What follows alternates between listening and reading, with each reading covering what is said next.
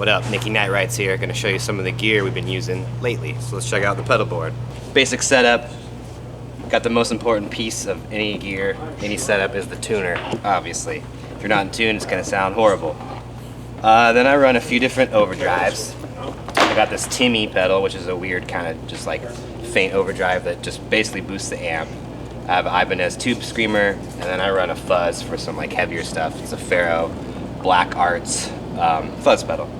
And then other than that, just basic reverb. I have a TC Electronic Hall of Fame reverb, I think. I have this analog delay, and then an octave pedal, which just kind of gives you some low end. Or whatever you want. This thing's super cool. It can like make synthy sounds, or you can do like organ sounding pad stuff, so it's like cool for interludes and like doing weird stuff like that. We use wireless, so I have mine down here on the pedal, and then just a volume pedal.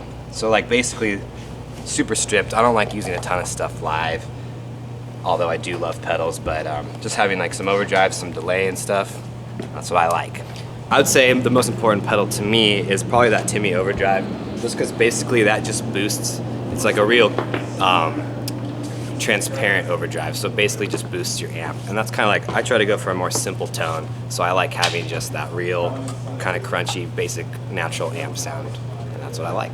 For amps, I play this Fender Super Reverb. It's a 65 reissue of a Blackface.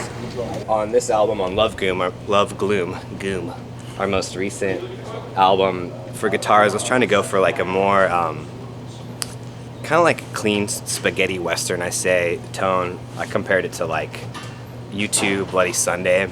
If you hear the guitar in that, and maybe like a Depeche Mode, it's kind of a clean but crunchy and like smoky kind of sounding guitar. It's a real Fendery sounding thing, kind of jangly at times.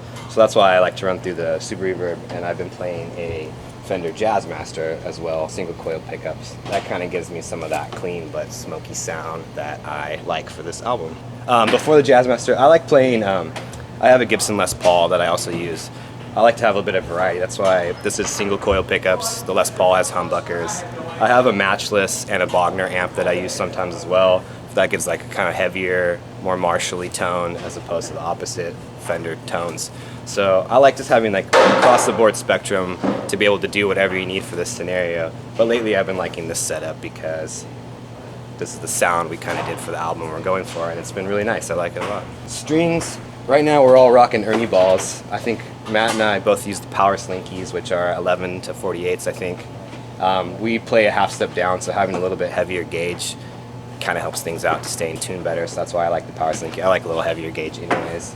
So that's basically what all we use for strings right now. I don't ever really change up tuning. We do like one song and we drop D, which would be like, I guess, C sharp or something because we're dropped down. But yeah, I've liked the Power Slinkies for a long time. Thanks for checking out our gear today. I want to make sure you check out our latest album, Love Gloom, that came out in October. Go to our website, nightrights.com, and on our socials, everything Nightrights. Before you go, I want to show you the most important piece of gear that you might have missed that I use every day. It's called the Nintendo DS. I can't play a show without this, so make sure you pick one of these up and challenge me at a show. See you next time.